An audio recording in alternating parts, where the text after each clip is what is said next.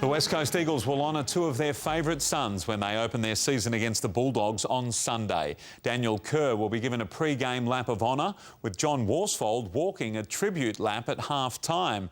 And the former coach has high hopes for his old team in 2014.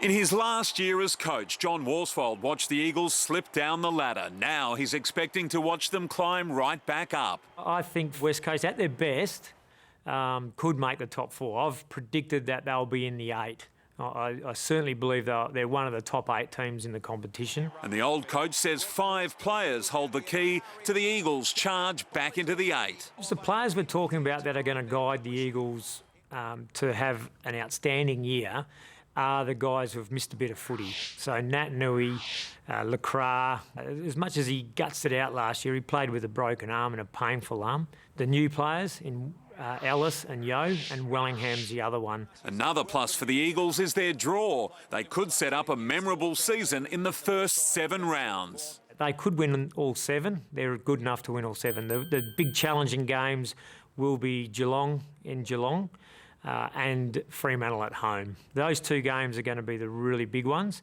Port Adelaide, Carlton, they're just teams that along the way, if West Coast do want to finish in the top 4, they've got to win those games. Under the old coach's grand plan, 2014 was to be the year the Worsfold-built squad would be ready to challenge.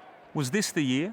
Yeah, I would say that 2014, 15, 16 were the years I thought the squad would probably be at its strongest. My call was always that the Eagles will be a premiership challenger, which means in the finals and hopefully in the top 4. But if I'd have said we're going to be premiership favourites, I would have said that probably won't come until 2014, 15 or 16, around there. And after 12 years in the Eagles' hot seat, Worsfold's advice for Adam Simpson? For Adam, it's staying focused on what his job is.